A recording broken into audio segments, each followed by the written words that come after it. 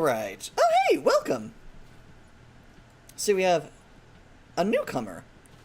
Currently trying to decide what to do, because we've hit an interesting little problem where we have gone for so long that I'm not really sure. I think it's because of the stream plus the game. The game's timer is tied not to actual time, but like the game's sense of progression. So due to it lagging so hard, due to the optimization of the experience dots, the timer is significantly behind our time by about roughly like 40 minutes or so, I think. At least my timer says 4 hours and 33 minutes. I know it didn't take a half hour for me to get into the thing. I know I ramble a lot, but I know it did not take me half an hour to start this. And the in-game timer says, like... Well, the in-game, or like the mission timer isn't even at 4 hours yet. So, there's some time fuckery going on a little bit. And it's kind of bothering my brain, because, well, it's not supposed to... Part of the autism, it's very like a... That's not doing what it's supposed to, that bugs me. So, I'm hatching a plan, which is, because, kind of what I've been doing to kill time, or not kill time, but to fill the air, because I have absolutely run out of things to talk about the game, because it's like, I don't know what else to say at this point, it's just, there are so many enemies, they're all dying. It's great, it's delightful. But like, I think I've talked about the mechanics of this game about as much as I feasibly can. So I've been rambling about my, a setting that I have been working on for, like, running tabletop games in that I am having great joy in creating fairly chaotically. And I'm thinking about...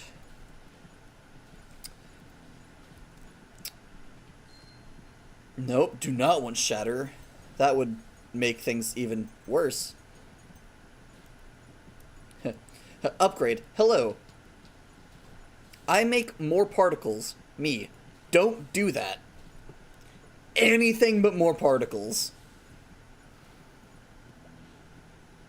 Almost literally.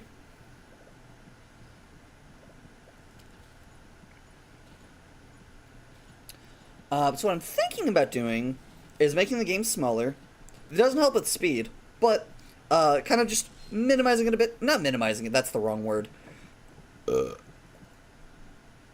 But making it smaller, still paying attention to it, but making it smaller, opening up Paint and like MS Paint, and then just doing some fun little world building things, and you know, people happy to take input in. People could ask questions if they have any. If you have any thoughts about the matter, I would greatly appreciate them, because that sounds fun to me. I'm not sure if that sounds fun to you all. It sounds real fun to me. I have so many things. Also, like, Loki having weird cosmic horror realizations about things like, we don't know if this is the first universe to exist or not. Like, our actual reality. We don't know if this is the first universe to exist or not, or if there have been other universes before us. And that's horrifying a little bit. Just because it's like, well, even if there were, given how the big crunch would work, there wouldn't be any traces left. Right? Yeah. Because, like, the Big Bang singularity was, like, everything compressed together. So, like, I don't think you could... I don't think there's any way that you could really, like, design anything that would, like, carry over between universes. I don't see a way, at least with our technology, to do that. And that's interesting and horrifying.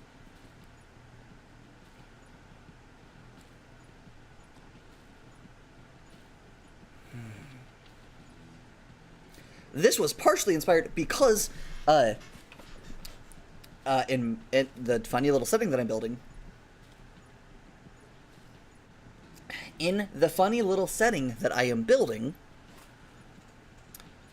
it is the 17th iteration of the universe.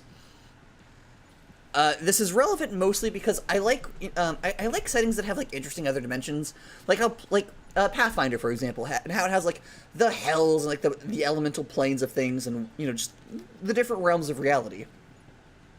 And I was trying to think like, okay, I'm like, okay, I like this idea, but how do I want to go about doing it in my world, or my setting rather?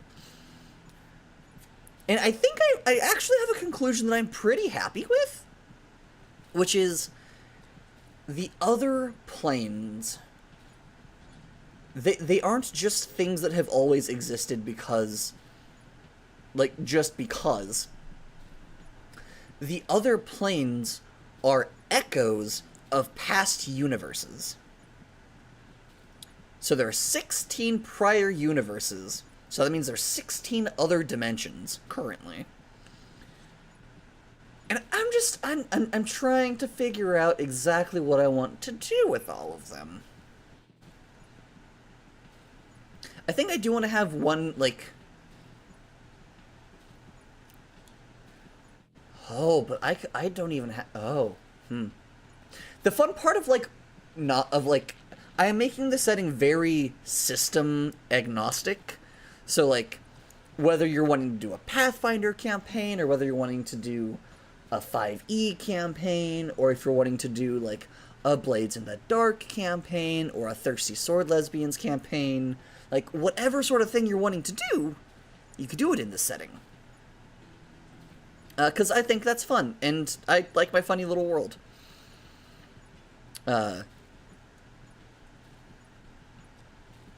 I forgot where I was quite going with that train of thought, but that's fine.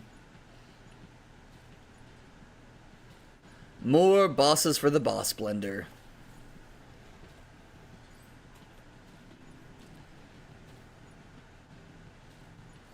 There is clearly some sort of dodge cap. Because I have enough... Like, I have enough speed bonuses that my dodge chance should just be 100. Which, I mean, admittedly, okay, so acknowledging the fact that there is some sort of, like, dodge decay that happens, where it's, like, every time you dodge an attack, your dodge chance gets a little lower. But then every time you get hit, it resets back to its baseline. Let's see, 1, 2, 3, 4. Okay, let's see. 1, 2, 3, 4, 5.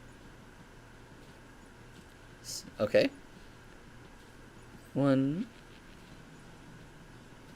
2, 3. Oh, interesting. Okay. I'm trying to figure out, like, how frequently it actually, like... Trying to figure out, like, how efficient it actually is, I guess you would say.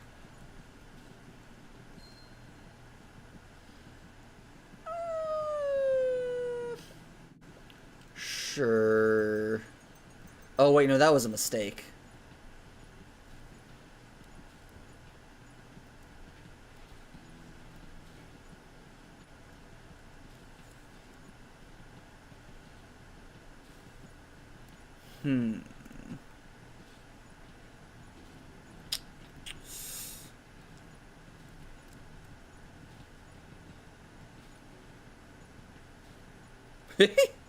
God, I love how stupidly fast my spears are.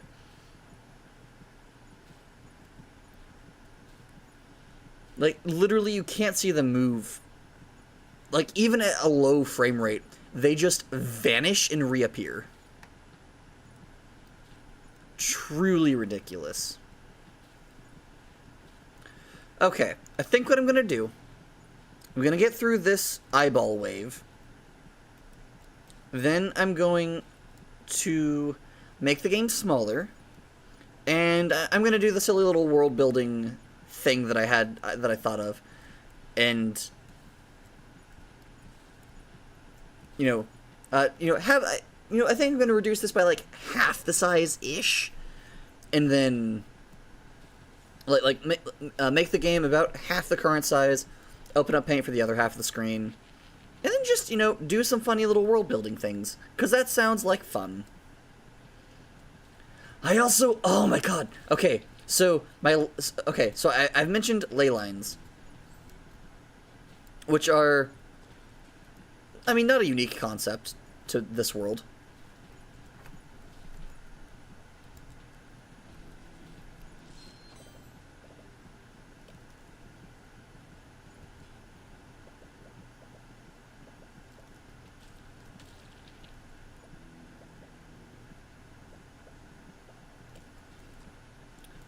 But the important bit, or what's weird about the ley lines, is how they relate to what are called gods. Because in this setting, gods aren't like some cosmic beings that made everything. I guess by that definition, actually, there's a single action. Oh man, hold on. Do I like that? I guess. Shit. I guess, like, technically, and this is a big fucking technicality, technically, if you want to describe a god as, like, cosmic being that, like, has always existed and is at, like, the center of everything, quite literally in some senses, there would be a single figure that fits that description, because in a previous iteration of the universe,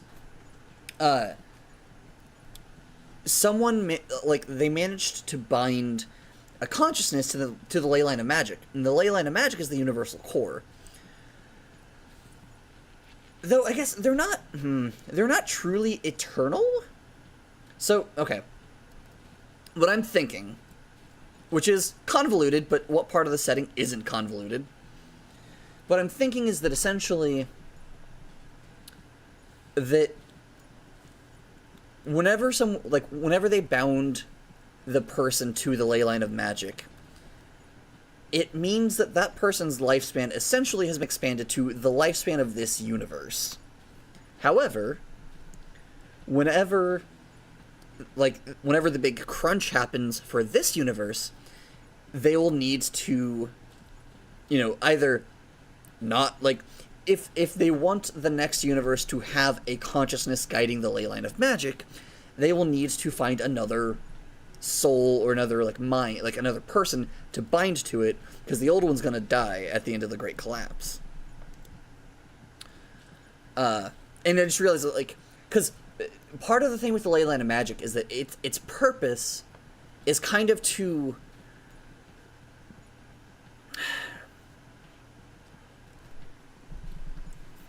the main function of the ley line of magic, which most people don't even know about, is I had the hiccups all of a sudden.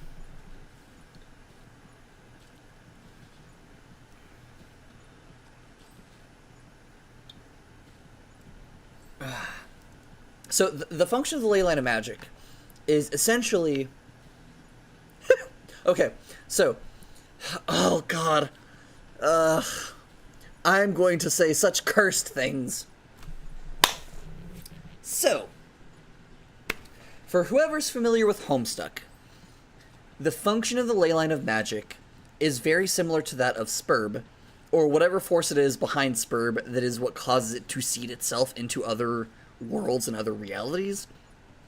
Because the purpose of the ley line of reality is to ensure that the knowledge of the ritual to force the Great Collapse, if necessary, is known to the civilizations of the new universe.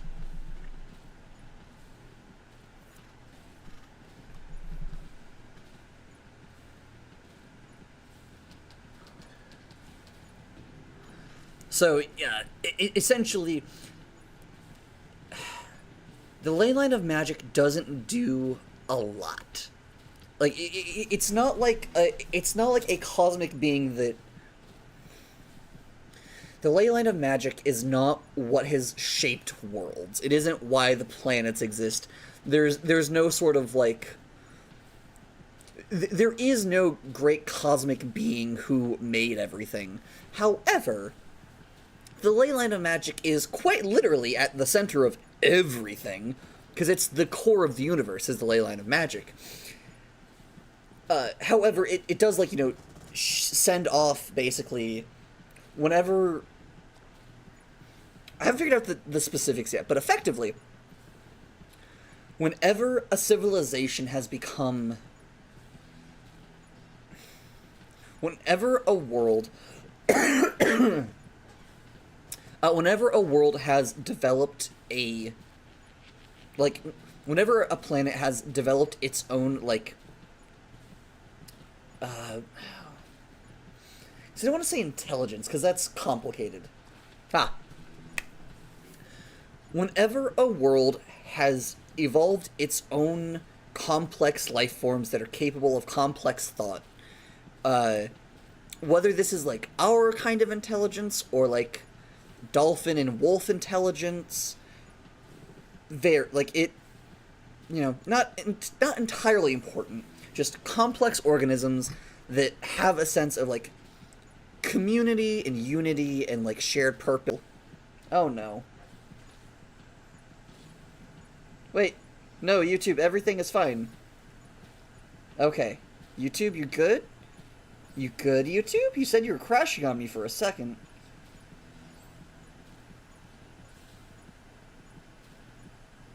YouTube, you good? Buddy? Okay. We good? You gonna behave? Cool. Thank you. Anyway, so essentially once a planet has developed some sort of society, whether this is, people, whether this is, bipeds, or whether this is, more of, animal society, whatever the case may be, so long, as soon as a planet has evolved a form of society, the ley line of magic will create... I'm having the thought that I like the idea of it creating a ruin somewhere on the planet that contains details that contains the information necessary to enact the ritual, to force the Great Collapse, when the heat death of the universe approaches. Though it also might be... I think I kind of like the idea more that...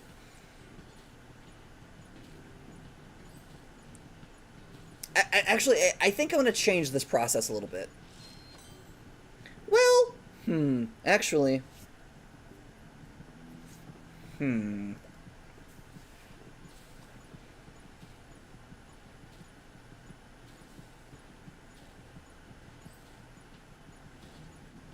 Yeah, no, actually, I'm going to stick with this. I was thinking it would be neat if the ley line of magic didn't send out the instructions until, the Great Collapse was needed? But I think I like better just the moment society forms, that's when the ley line sends out the information regarding the ritual. That way...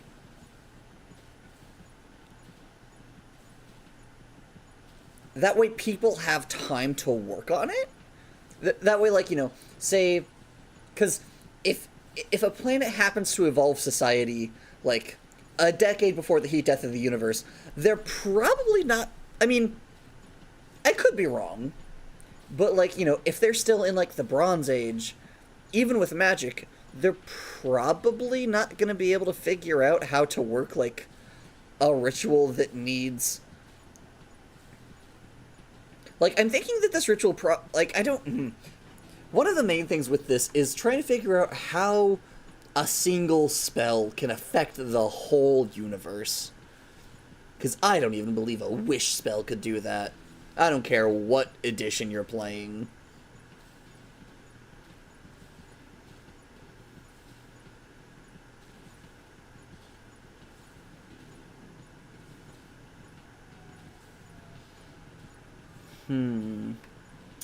But so I'm trying, Oh, so I don't think it would be super helpful to like. Wait, hold on. So yeah, so it could be unfortunate, and some planets may not receive it before it's like use like within time to use it. But also like this is not operating off of the assumption that like there is only one planet with sentience or like a society on it in the universe. This is actually kind of predicated off the thought that there aren't. This is pardon me. The ritual and those that crafted it definitely were operating under the assumption of there will be multiple potential planets that could do this ritual in future timelines or in future, realities. So having it like so it's not like a one and done. It is very a this knowledge is sent out to everyone who may need it once they have evolved a a society, whatever that looks like for that planet. Some societies aren't going to look like ours.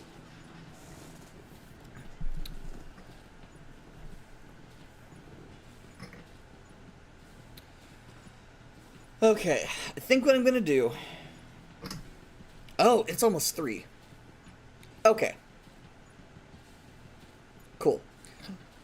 I'm going to go till 3:15. Then I'm 3:10. Then I'm going to call it because my girlfriend gets off work not too long after there, and I would like to be able to confer with her about dinner plans and whatnot before Tooth gets in the car and starts driving home. So 3:10, gonna call it. We'll see how much progress we can make. I'm thinking that I don't know for sure, but I went for a little under 3 hours, and I was able to get most of what I was I was able to unlock most of the runes. I think, right? I got a little under half. I do think that possibly, unfortunately, I will either need to try this again starting much earlier, or I'll need to try this again, but just on my own, and it won't be able to be a streamable thing. Though I might be able to record it. Possibly. Unsure.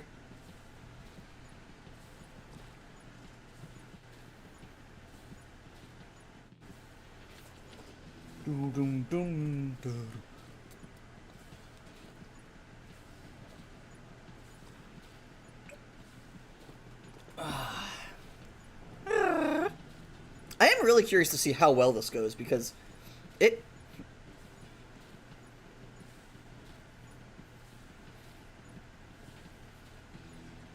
I could very see this going a couple... I won't be surprised if this works. I also won't be surprised if it doesn't, because you do need a lot of souls to unlock everything. But I think, I don't know. I could be wrong, but I think I will have enough.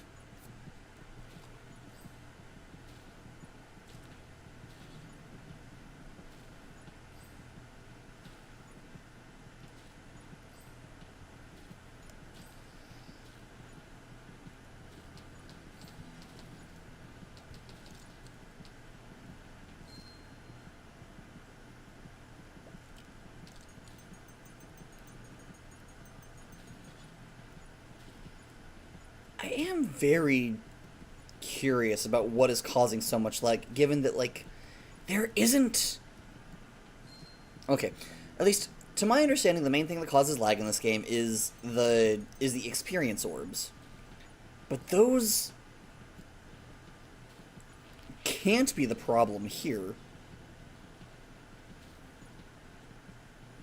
I mean, I guess they could. I just don't understand how they are, if that is the case.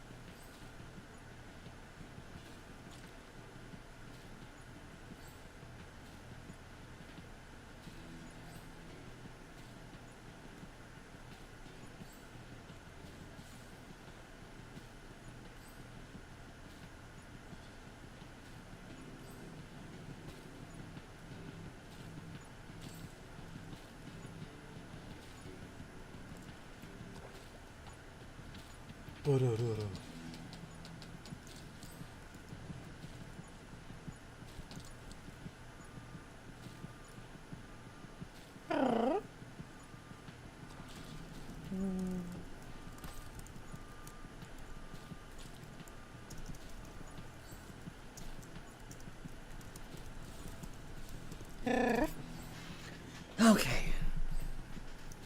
Why did I do that again? I had a thought. Here comes a thought.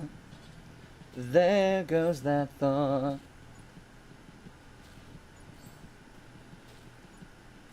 I do not remember I do not recall my thought process at all. Let's see how far you can get me down. It's kind of looking like how this might shake out is that I'm going to get to the next minion wave and then call it.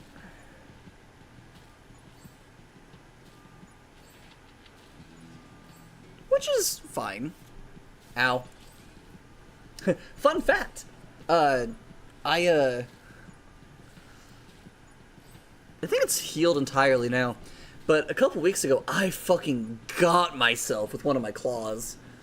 I was just getting into bed, and I was just pulling my blanket down, and I just fucking clawed myself with one of my nails. Which, I mean, fair. I do have them, I do sharpen them, because claws are very gender for me. So, you know. But I mean, A, I never really, tried to see if they could, actually scratch someone hard. And B, because, it wasn't an intentional thing, so much more force than I ever intended to, use on people with them. She had, a big furrow down my cheek for, 2.5 weeks? For a second, we thought it was just going to, leave a scar that just, drag down the part of my face. And I'm like, I so hope it doesn't scar, if only because that will be the lamest scar story ever. Yeah. Oh, you know how I got this scar? I was getting all cozy in bed, you see. It was a nice, rainy morning. Girlfriend was off to work, packed her lunch. I got her all ready, sent her on her way. Tucked myself back into bed, had my fuzzy blankets, my fuzzy pajamas. I was all set to get all nice and cozy. As I pulled my blanket back down over my head, I clawed myself real fucking hard on accident. I mean, sure, it's funny, but, the most mundane way to get a scar ever. And, most other mundane scars, or, most other scars at least involve some sort of, equipment, or, some sort of something other than just, oh yeah, I actually scratched myself super hard and my nails were sharp.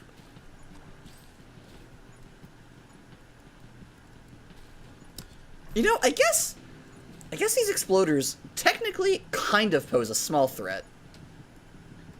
Only, though, I will say, only because I can run into them and cause their explosions, and I'm moving too fast to be able to stop myself. Because the main reason they're not normally a problem is the fact that, well, they're, they die when they get within range of my glare. Alright, 40 more seconds, which is probably more like a couple, a minute or so, question mark? I don't know. I don't know exactly what the time dilation is here, just enough to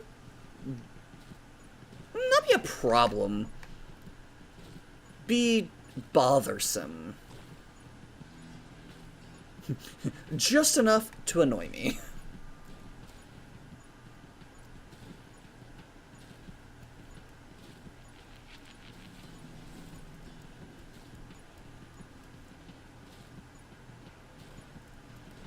The worst best part about having, worst part of having my other monitor within my eyesight, seeing things on the preview on that screen, or not, seeing, my streaming window, that shows everything that I'm doing. Like, seeing things move on there and then be like, huh, what? Because, you know, human eyes, drawn to motion and whatnot, what have you. Alright, close to the end. Because see, during this wave, the big guys are not a problem. Because they touch my glare radius and instantly die. But if I'm, like, running dick first into them, then they don't, like... Again, I move faster than glare can kill things sometimes. Which is utter nonsense. That's so dumb. Also, it's really... I wonder if that's part of why things are so slow. It's just the sheer... Like, look at my damage numbers. They're, like... That is one damage number. That 434287, like, this series of numbers, this is one damage proc. It just has to display this way because it's so long. I wonder if that's part of why the game's going so slow, is that just the damage numbers are too stupidly big? Let's see, this would be hundreds, thousands, millions. Jesus Christ. So, that one instance of damage did 434,287,192,290 oh fuck, I fucked something up somewhere. 434,287,192,912 damage in a single damage instance. Is that damage cap? Is that why it's... No, that can't be damage cap. Actually, it might maybe be damage cap? I'm seeing a lot of numbers that look very similar pop up. So that might... I might be hitting damage cap. That might be what's going on. Which is fucking hilarious.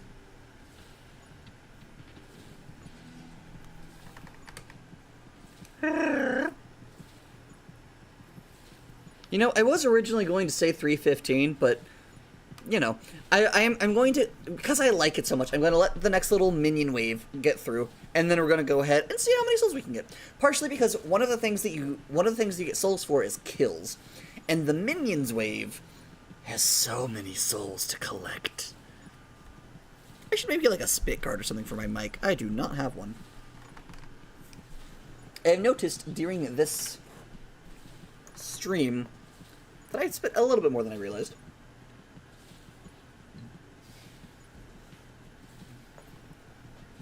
Oh! That's what I was gonna do. Just opens Discord because I don't need to worry about my survival in the survival game.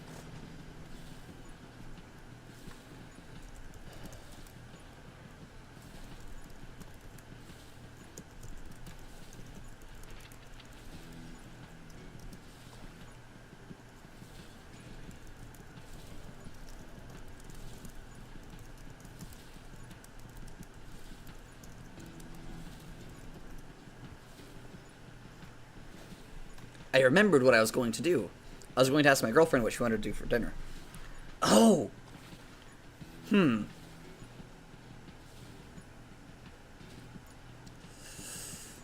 know? Let the death rip. Oh my god. So much death. So, it's literally just... I am a blender. I am just a blender of death and mayhem. Look at that.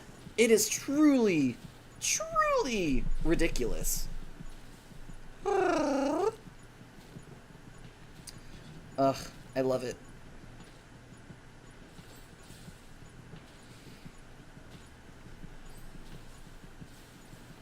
It is kind of funny because I am used to them, even if like they are dying quickly, to at least be able to form some sort of ring. But the only thing that's really forming a ring is just like their death explosions. They're not really forming, like they're just, they die too quickly. It's delightful. It's delightful. It's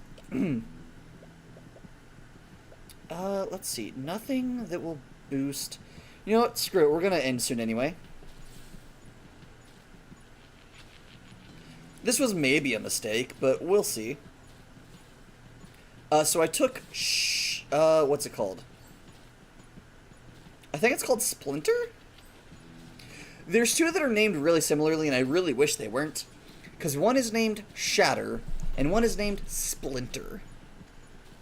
If I recall correctly, Splinter is on death enemies split into 3 bullets that deal half your damage. No, that deal 10% of your damage. And then Shatter is when an enemy dies while frozen, they explode and deal some of their health to nearby enemies.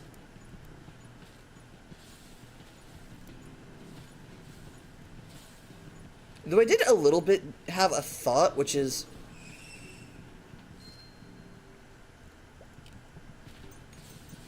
I'm curious if, like...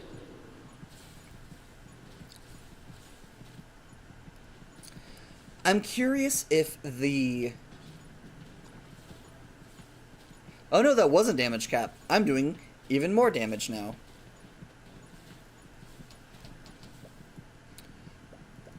Ridiculous. I love it.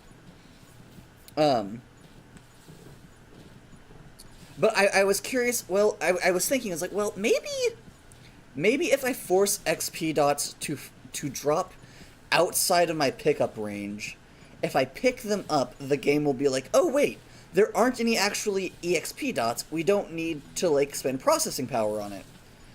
That does not seem to have been the case, but so it goes. What an absolutely disgusting amount of mayhem and death. Oh, I love it.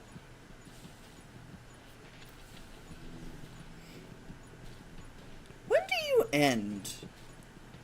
My favorite wave. When do you end?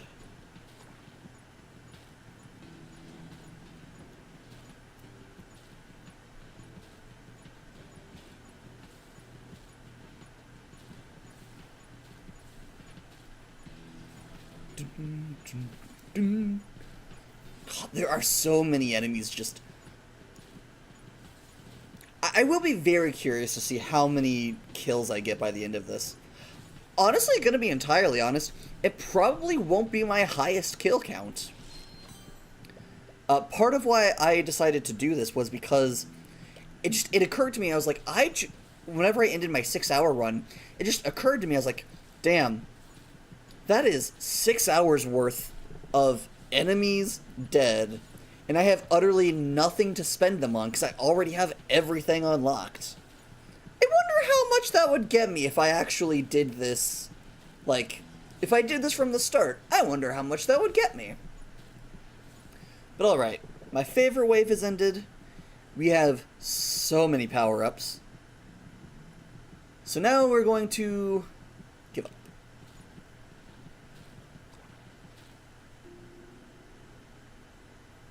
Okay, so let's see. Yeah, 128 times level. That is not even 1,000,000 kills. Really? Interesting.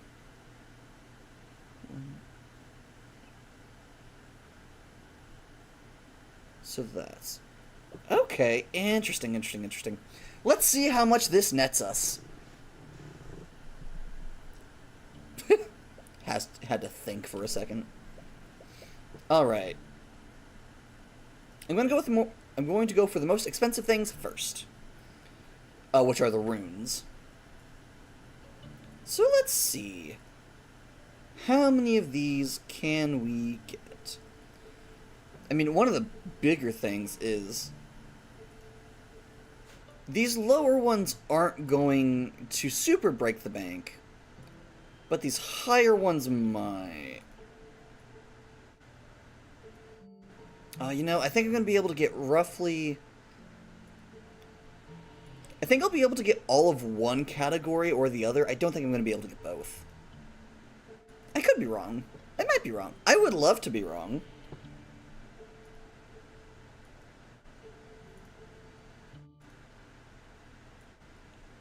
Already got you. Let's see. I mean, I do still have 80,000 souls, but this costs like... Yeah, one of these costs 12,000 for a single tier. Yeah, so I won't be able to get everything. Okay, that's good to know. Also, gosh, I forgot what a decent frame rate felt like. It's been a couple hours since I've... No, that might be a little incorrect. I was thinking it's been a couple hours since I've seen one, but I might be wrong on that. Let's see. These are all very helpful things. Yeah, I'm not gonna... Oh, man. Almost half. Almost half. Alright, alright. So yeah, so you would need to go for a while longer, or at least have the game not be glitching and, like, being bogged down by just the sheer amount of whatever going on. It is so weird. I don't know why it was lagging like that, because it is never... Well, it has done that for me, but it's only done that whenever I had a boatload of XP dots on the field, which is not the case. So, oh, you know what? I should at least read that off. Give me 2 shakes of a squirrel's tail. I don't know why that's what I decided to say, but here we are.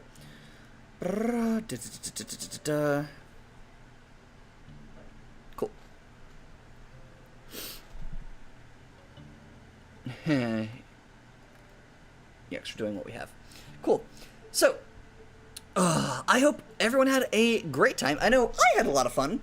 I'm also, like, again, I mentioned this earlier, I have a new game that I'm really excited to start streaming, or not start streaming, start recording of, and I'm really excited about. So I really hope that that goes as well as I plan. I want to just give a shout out to my Ko-fi supporters who have helped make this possible. So thank you to Vixie, Sapphic Seraph, Space, Natalie the Unchained, Darius, and Bunbot. Thank you all so much for helping keep all of this possible, and help me look after those I care about. So, thank you all for coming to the stream. I hope you all have a wonderful rest of your day, and don't forget to be kind to yourselves and one another. Yes, I said end stream. Gosh darn it.